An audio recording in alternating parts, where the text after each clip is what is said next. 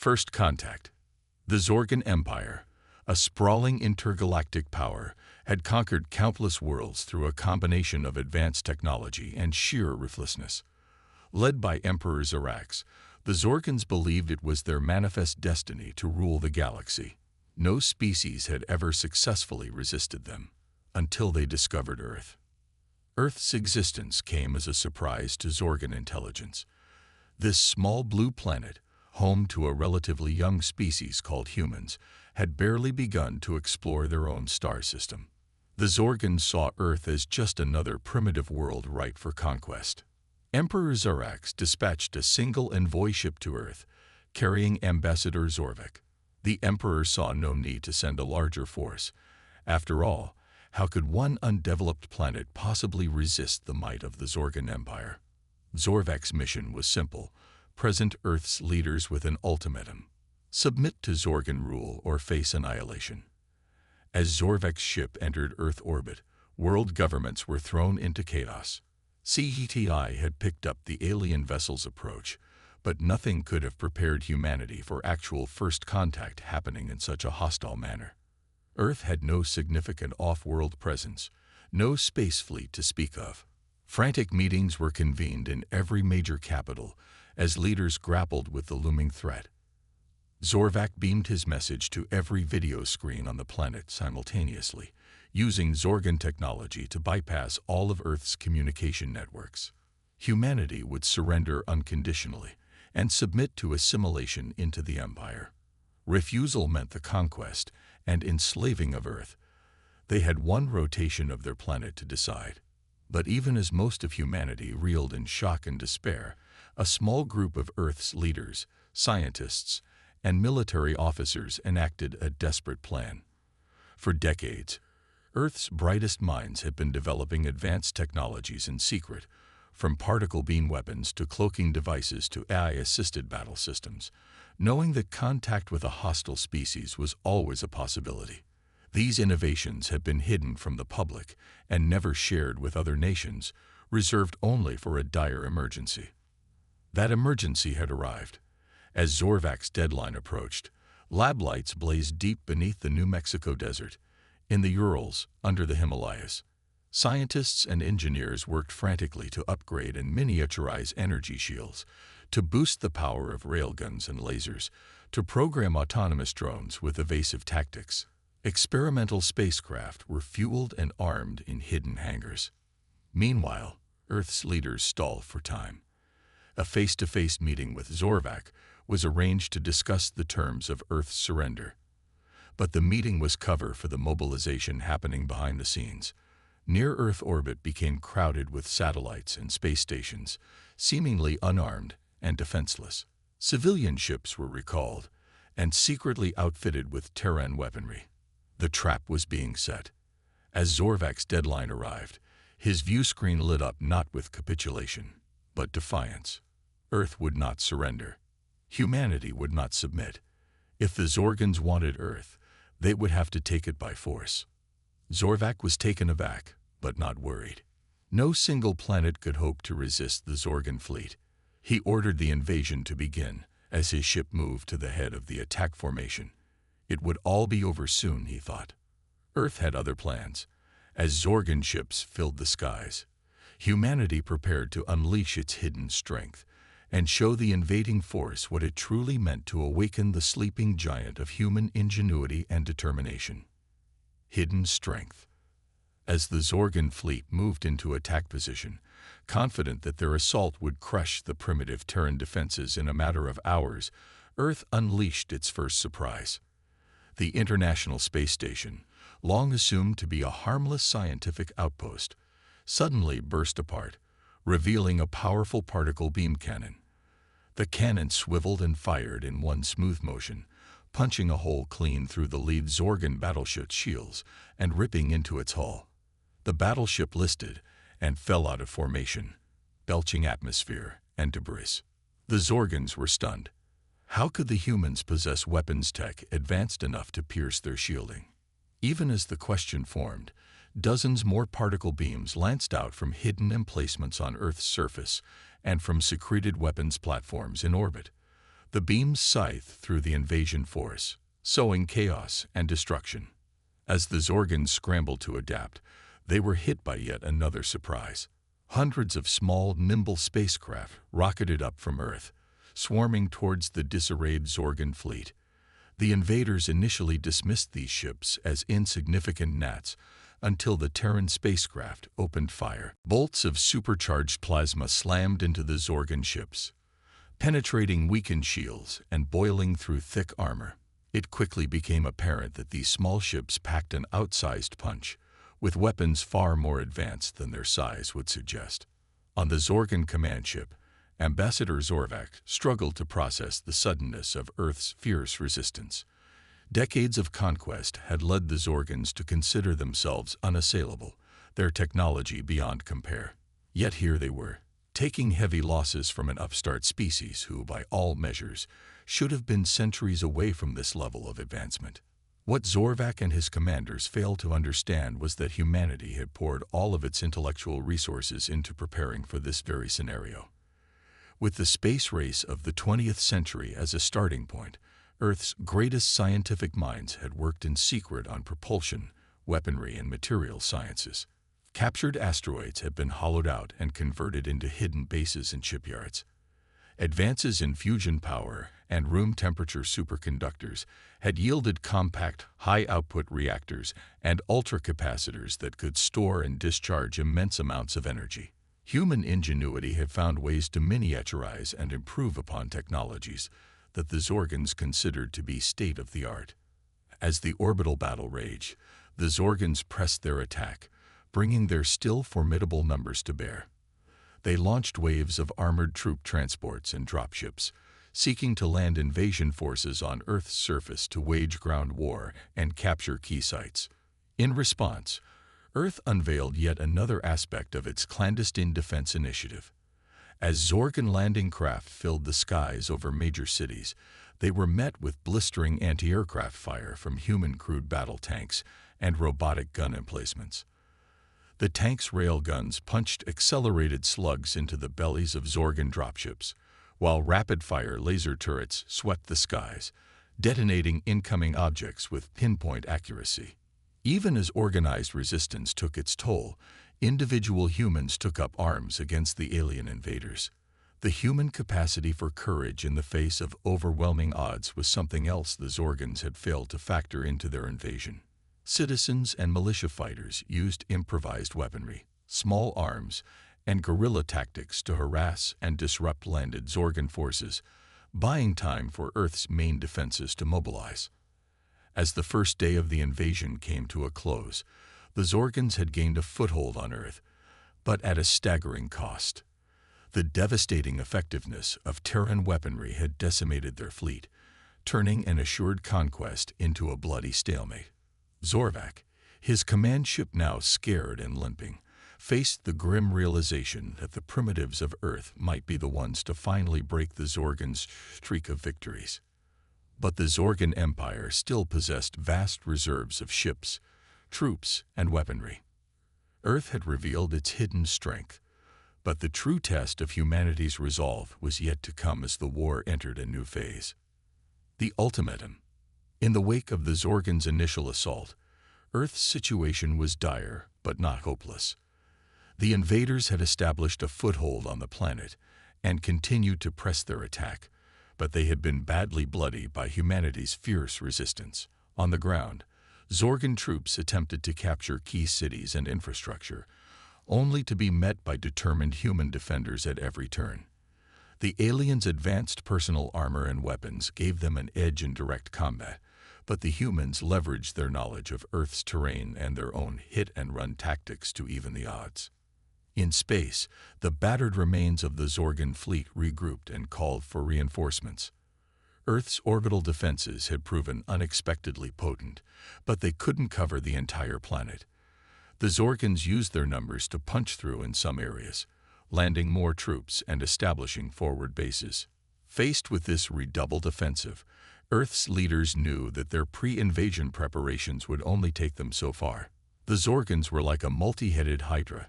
Cut off one head, and two more would take its place. If humanity was to have any chance of victory, It needed to strike at the heart of the beast. In a secure bunker beneath the Rocky Mountains, Earth's unified command made a fateful decision. They would send a message to Emperor Xerax himself, offering a ceasefire and a chance for negotiation. But this offer came with an ultimatum of its own: withdraw from Earth's space immediately or face the consequences. Many on the human side saw this as a bluff, a desperate ploy to buy time. After all, if Earth truly had the means to threaten the Zorgan Empire, why not use it from the start? But the unified command knew something that the rest of humanity did not. Earth's scientists had developed a new weapon, a doomsday device that could alter the very fabric of space-time. Codenamed Project Samson, after the biblical figure who brought down a temple on his foes and himself, this device was a gravity wave bomb of immense power. When detonated, it would create an artificial singularity, a miniature black hole that would consume everything within a light-year radius before evaporating in a burst of Hawking radiation. This was a weapon of last resort, a final deterrent against the unthinkable. Its use would be a Pyrrhic victory, as the devastation would be felt by humans and Zorgans alike. But faced with extinction, Earth's leaders were prepared to use it if the Zorgans refused to back down. As the ultimatum was transmitted, the Zorgan fleet paused in their assault, caught off guard by this sudden show of defiance from a species they still considered inferior. In his command ship, Emperor Xerax seethed with rage at the humans' impudence. He ordered his forces to resume the attack with renewed ferocity, calling the humans bluff. On Earth, the unified command watched the Zorgan fleet advance with sinking hearts. They had hoped that the threat of mutually assured destruction would give the invaders pause, but it seemed that Xerax was calling their bluff. With heavy souls, they gave the order to arm Project Samson and prepare for detonation. But even as the doomsday device was readied, Earth's forces rallied for a final stand. Pilots climbed into exo-armored suits and took to the skies to meet the Zorgan dropships head-on. Soldiers and civilians alike manned barricades and fought running battles in the ruins of their cities. And in orbit, Earth's remaining warships and gun platforms prepared to sell their lives dearly. This was humanity's darkest hour, but even in the face of annihilation, they refused to give in to despair. They would fight to the last, for their homes, their families, and for the right to determine their own destiny. In that moment of unity and defiance, the people of Earth showed the galaxy the true strength of the human spirit, turning the tide. As the Zorgan fleet closed in on Earth, intent on crushing the last of the human resistance, a fierce battle erupted in the skies and in space. Human fighters and exo-armored suits engaged the alien ships in daring dogfights, using their agility and smaller size to evade the Zorgans' heavy weapons. On the ground, Earth's forces fought with grim determination, turning every city block and hillside into a fortress. They used guerrilla tactics, striking from ambush, and fading away before the Zorgans could bring their superior firepower to bear. In the ruins of Tokyo, in the streets of New York, in the mountains of Naples, humans and Zorgans clashed in brutal, close-quarters combat. In orbit, Earth's remaining warships and defense platforms fought a valiant holding action, buying time for the ground forces to dig in and for Project Samson to be readied. They took heavy losses, but each Zorgan ship they destroyed was one less that could rain death upon the planet below. Amidst this chaos, a small human strike team embarked on a desperate mission. Using a stealth transport, they slipped past the Zorgan lines and boarded Emperor Xerax's command ship. Their objective: to capture or neutralize the Zorgan leader and throw the invasion into disarray. Led by Captain Akira Tanaka, a veteran of Japan's elite Hayabusa unit, the strike team fought their way through the command ship's defenses. They used EMP grenades to disable Zorgan tech and railgun pistols to cut down the alien guards. In the ship's central control room, they confronted Emperor Xerax himself. The Zorgan leader proved to be a formidable opponent, protected by an advanced exoskeleton that enhanced his strength and speed. He engaged Captain Tanaka in single combat, their clash a microcosm of the larger war being fought between their species. As they fought, Zirax taunted the human, boasting of the Zorgon's superiority and the inevitability of Earth's defeat. But Tanaka retorted that the Zorgons had badly underestimated humanity, not just their technological prowess, but their spirit, their resilience, their sheer bloody-minded refusal to submit. In a final, desperate move, Tanaka managed to breach Zirax's exoskeleton and deliver a mortal wound. But the Emperor, in his dying breath, triggered a dead man's switch that sent an activation signal to a hidden Zorgon superweapon, a nova bomb that would ignite Earth's atmosphere, burning away all life on the planet's surface. Faced with this new threat, Earth's leaders were forced to make a terrible choice. Project Samson was armed and ready, but using it now would doom the human strike team along with the Zorgon fleet. Captain Tanaka, learning of the situation from his comms, made the decision for them. He ordered Samson to be detonated, sacrificing himself and his team to save the Earth. In a blinding flash, Project Samson unleashed its power. The artificial singularity tore through the Zorgon fleet, consuming ships and soldiers alike. The Nova Bomb, caught in the gravity well, was swept away before it could detonate. And across the light years, in the heart of the Zorgon Empire, the unthinkable devastation of their mightiest fleet by a lesser species sent shockwaves through their society. On Earth, the sudden silence after the battle was deafening. The skies, so recently filled with the lights of alien ships and the fires of war, were now clear. In the streets and shelters, exhausted and battle-weary survivors wept with relief and grief. They had won, but the cost had been immense.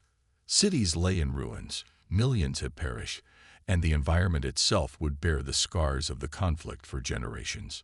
But even as they mourned their losses, the people of Earth knew that their trial was not over. The Zorgon Empire, though badly bloodied, was still a powerful force. Earth would need to rebuild, to prepare for the possibility of future attacks.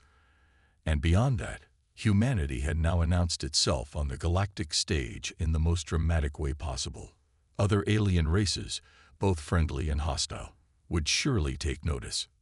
Earth stood on the precipice of a new age, one fraught with danger and possibility. But as they had shown in their darkest hour, the human spirit was not one to shy away from a challenge. Whatever trials lay ahead, they would face them as they always had, with ingenuity, with courage, and with an indomitable will to survive and thrive. United we stand. In the weeks and months following the Zorgon War, Earth began the long process of rebuilding. The devastation had been immense. Cities reduced to rubble, millions dead, and the environment itself scarred by the ferocity of the fighting. But just as they had in the face of invasion, the people of Earth met this challenge with resilience and determination. International aid poured into the hardest-hit areas, with countries putting aside their differences to support one another. Teams of engineers and construction workers labored around the clock to restore power, sanitation, and shelter. In the fields of science and medicine, breakthroughs that had been accelerated by the war effort were now turned towards healing and restoration. But even as Earth began to recover, its leaders knew that they could not afford to lower their guard. The Zorgon Empire, though soundly defeated, still posed a potential threat. And beyond them, the galaxy was filled with unknown dangers and opportunities. To meet these challenges, the nations of Earth came together to form a new global government, the United Earth Federation. This federation would coordinate Earth's defenses, its diplomatic efforts, and its exploration of the stars. It was a momentous step, one that required sacrificing some measure of national sovereignty in the name of the greater good. But after the horrors of the Zorgon War, the people of Earth were ready to embrace a new era of unity. One of the Federation's first acts was to establish a new military force, the Earth Defense Fleet, comprised of the best and brightest from every nation, and equipped with the most advanced technology humanity could devise. The EDF would be Earth's shield against any future threats. At the same time, the Federation launched a new diplomatic initiative, sending envoys to every corner of the known galaxy. These ambassadors, many of them veterans of the Zorgon War, had a simple message: Earth sought peace and friendship with all civilizations, but it would defend itself fiercely against any aggression. To the surprise of many, this message was well received. Alien civilizations that had long dismissed humanity as a primitive and unimportant species were now forced to reckon with Earth's newfound strength. Some, like the wise and ancient Orin, offered their congratulations and their friendship. Others, like the haughty and militant Kragoth, were more cautious, seeing Earth as a potential rival. But all now treated humanity with a new respect. As Earth's diplomats forged new alliances and navigated complex galactic politics, its scientists and explorers set out to unravel the mysteries of the cosmos. Expeditions were launched to study alien worlds, to learn from advanced civilizations, and to seek out the resources that Earth would need to rebuild and thrive. On the frontier of this new age of exploration were pioneers like Captain Nyla Singh, commander of the EDF scout ship Magellan. A veteran of the Zorgan War, Captain Singh embodied the best of humanity's spirit, curious, courageous, and always ready to stand up for what was right. As the Magellan charted new star systems and made first contact with strange new species, Captain Singh and her crew faced challenges and wonders beyond anything they could have imagined. They discovered ancient ruins that held the secrets of long-vanished civilizations. They brokered peace between warring alien factions, and they stood firm against the threats of pirates, warlords, and hostile empires. Through it all, they carried with them the spirit of a united Earth, a world that had faced the darkness and emerged stronger, ready to take its place among the stars. It was a spirit embodied by Captain Akira Tanaka and his strike team, who had lost their lives to give their homeworld a chance. And it was a spirit that would guide humanity through whatever trials lay ahead. For though the road would be long and the challenges many, one thing was certain: Earth would never again be underestimated or pushed aside. Humanity had earned its place in the galaxy, and it would fight to keep it. The Zorkans had learned this lesson the hard way, and any others who threatened Earth would learn it too. Victory and warning. A decade has passed since the end of the Zorgan War. Earth, under the governance of the United Earth Federation, has prospered and grown. The scars of the war have begun to fade, replaced by gleaming cities, thriving colonies on other worlds, and a network of alliances that spans the galaxy. On the 10th anniversary of Earth's victory, a ceremony is held at the newly built Tanaka Memorial, named in honor of Captain Akira Tanaka and his strike team, whose sacrifice saved the world. Leaders from across Earth and allied alien civilizations gather to remember the fallen and to celebrate the peace and progress they fought for. Among the attendees is Admiral Nyla Singh, now commander of the entire Earth Defense Fleet. As she stands before the memorial, she reflects on the journey that brought humanity to this point, the terror and desperation of the war, the hard-won unity that followed, and the wonders and challenges of the new galactic era. In her speech, Admiral Singh pays tribute to the courage and resilience of all those who fought against the Zorgans, from the soldiers on the front lines to the scientists and engineers who gave Earth a fighting chance. She speaks of the bonds of friendship and cooperation that now unite Earth with its galactic allies, and of the great strides that have been made in science, medicine, and understanding among species. But she also sounds a note of caution. The galaxy is vast and full of unknowns, and not all of those unknowns are friendly. The Zorgan Empire, though much diminished, still lurks at the edges of known space, and other threats, both ancient and new, could emerge at any time. Earth must remain vigilant, Admiral Singh declares. It must continue to invest in its defenses, its alliances, and its scientific and diplomatic efforts. For the peace and prosperity it now enjoys are not guaranteed. They are the fruits of hard work, sacrifice, and constant readiness. As the ceremony ends and the attendees disperse, Admiral Singh is approached by a young ensign, Akira Tanaka, grandson of the legendary war hero. Ensign Tanaka has just graduated from the Defense Fleet Academy at the top of his class and has been assigned to the Magellan, now under the command of Captain Zhongwu. Admiral Singh smiles as she congratulates the young officer. She sees in him the same spark that drove his grandfather and so many others: the curiosity, the courage, and the unwavering commitment to protecting Earth and its allies. As Ensign Tanaka departs to begin his service, Admiral Singh looks up at the stars, gleaming in the evening sky. Each one represents a new frontier, a new challenge, a new opportunity for humanity to prove its mettle. Earth has come so far, and it still has so far to go. But with young men and women like Akira Tanaka II to carry on the legacy of those who came before, she knows that humanity's future is in good hands. For the people of Earth have learned the hard lessons of war. They know the price of underestimating an enemy and of being unprepared for the unknown. But they also know the power of unity, of resilience, of the indomitable human spirit. And as they set out to explore and guard this brave new galaxy, they carry with them a solemn vow. Never again will they give anyone, Zorgan, human, or any other species, a chance to start a war. For they are the guardians of peace, the explorers of the cosmos, and the authors of their own destiny.